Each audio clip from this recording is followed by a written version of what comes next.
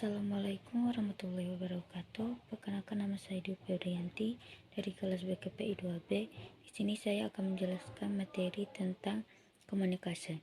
Mata kuliah komunikasi antar pribadi. Komunikasi via telepon. Keunggulan: 1. Cepat dan mudah. Komunikasi melalui telepon memungkinkan pesan disampaikan secara langsung tanpa perlu menunggu seperti pada email atau surat. Cukup dengan mengangkat telepon, komunikasi dapat langsung terjadi. 2. Interaksi personal atau intonasi suara. Nada dan intonasi suara bisa menyampaikan emosi dan makna yang lebih kaya dibandingkan teks. Ini membuat komunikasi terasa lebih personal dan empatik. 3. Cocok untuk dunia kerja dan situasi darurat. Dalam dunia kerja, telepon digunakan untuk koordinasi cepat dan pengambilan keputusan langsung. Pada situasi darurat, telepon memungkinkan bantuan atau informasi disampaikan segera. Tantangan: 1. Tidak ada ekspresi visual. Berbeda dengan komunikasi tatap muka atau video call, telepon tidak memungkinkan kita melihat ekspresi wajah atau bahasa tubuh lawan bicara yang dapat mengurangi pemahaman pesan secara utuh. 2. Gangguan teknis. Sinyal yang buruk, baterai habis, atau perangkat rusak bisa mengganggu komunikasi. Ini dapat menyebabkan pesan tidak tersampaikan dengan baik atau harus diulang.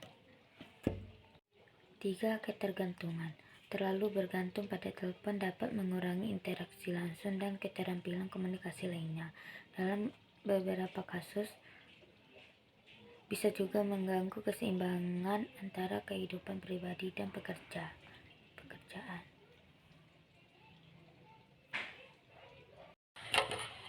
Komunikasi via media sosial. Keunggulan: 1. Cepat, global, hemat biaya. Media sosial memungkinkan informasi tersebar dengan sangat cepat ke seluruh dunia tanpa batasan geografis. 2. Cocok untuk pendidikan, bisnis. Media sosial mempermudah proses belajar dan mengajar serta mendukung promosi, pemasaran, dan komunikasi dalam dunia bisnis. Tantangan: 1. Hoaks, privasi, ketergantungan. Informasi palsu atau hoaks mudah tersebar karena kurangnya verifikasi privasi. Penggunaan juga rentan karena data bisa disalahgunakan. 2. Interaksi kurang personal. Komunikasi lewat media sosial cenderung impersonal karena tidak melibatkan bahasa tubuh atau ekspresi wajah secara langsung, sehingga dapat menimbulkan kesalahpahaman atau menurunnya kedekatan emosional. C. Komunikasi via email. Keunggulan: formal, efisien. Email merupakan media komunikasi yang bersifat formal, cocok digunakan dalam konteks profesional seperti dunia kerja atau akademik. Selain itu, email efisien karena memungkinkan penyampaian pesan secara cepat dan langsung ke penerima. 2. Bisa kirim lampiran. Email memungkinkan pengirim melampirkan berbagai jenis file seperti dokumen, gambar, atau video. Fitur ini sangat membantu dalam berbagai informasi atau dokumen penting. 3. Memiliki jejak digital. Setiap email yang dikirim dan diterima akan terekam dan bisa dilacak kembali. Ini memberikan keuntungan dalam dokumentasi, bukti komunikasi, atau arsip kerja. Tantangan: 1. Tidak interaktif. Berbeda dengan komunikasi langsung atau chat, email bersifat satu arah dan tidak real time. Respon dari penerima bisa memakan waktu sehingga kurang cocok untuk diskusi cepat. Risiko spam atau phishing. Email rentan terhadap pesan tidak diinginkan atau spam dan upaya penipuan atau phishing yang bisa membahayakan data pribadi atau sistem komputer jika tidak berhati-hati. 3. Perlu koneksi internet. Untuk mengirim dan menerima email dibutuhkan koneksi internet. Tanpa akses internet, komunikasi via email tidak dapat dilakukan. D. Telepon dan handphone. A. Keunggulan telepon. 1. Komunikasi suara yang jelas. Telepon memungkinkan percakapan langsung dengan suara yang lebih jelas dibandingkan surat atau telegram. Hal ini mempermudah penyampaian informasi tanpa harus menunggu balasan dalam waktu lama. 2. Terhubung secara langsung dan cepat dengan hanya menekan nomor nomor tujuan seseorang dapat langsung berbicara dengan lawan bicaranya. Ini sangat bermanfaat untuk komunikasi yang bersifat mendesak. 3. Lebih formal dan profesional. Telepon sering digunakan dalam lingkungan bisnis untuk diskusi yang lebih serius. Banyak perusahaan masih menggunakan telepon kabel di kantor karena lebih stabil dibandingkan jaringan seluler. 4. Tidak bergantung pada baterai. Telepon kabel tidak membutuhkan pengisian daya seperti handphone, sehingga tetap bisa digunakan dalam jangka waktu lama tanpa berbasis digital. Tantangan dalam penggunaan telepon. 1. Terbatas pada lokasi. Telepon rumah atau kantor tidak bisa dibawa kemana-mana. Pengguna harus tetap di satu tempat untuk bisa melakukan panggilan.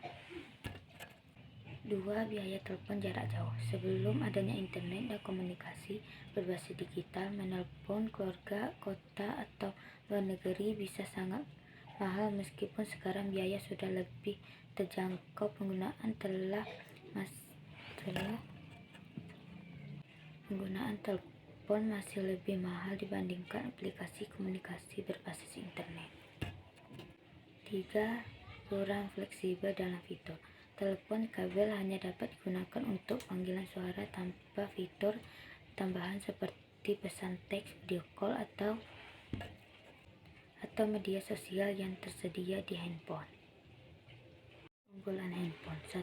Mudah dibawa kemana saja. Berbeda dengan telepon rumah, handphone bersifat portabel sehingga bisa digunakan kapan saja dan di mana saja selama masih dalam jangkauan sinyal jaringan.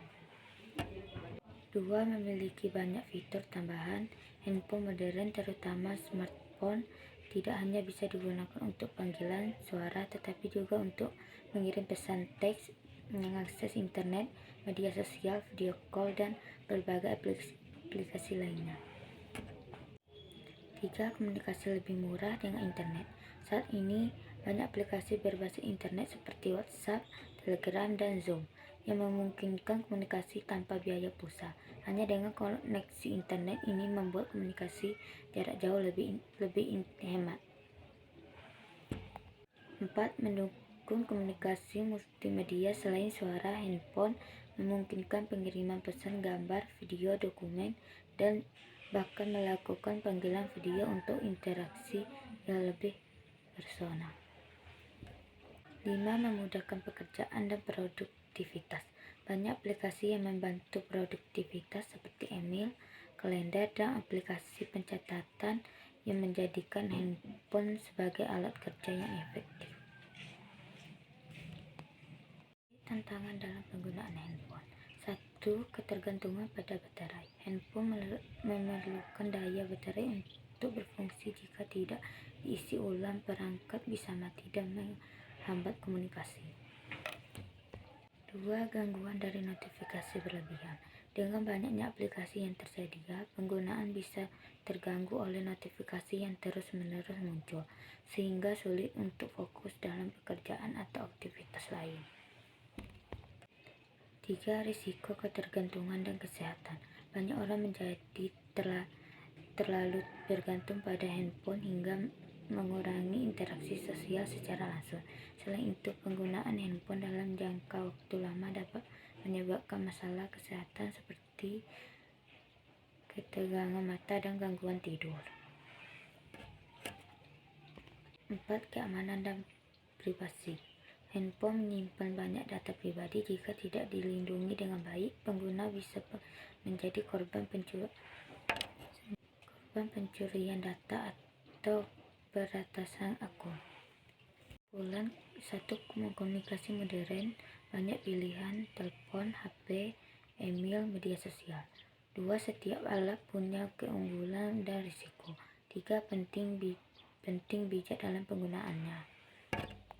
Saran: 1. Gunakan teknologi sesuai kebutuhan. 2. Pilih media yang tepat. 3. Jaga etika dan privasi digital. 4. Batasi penggunaan berlebihan.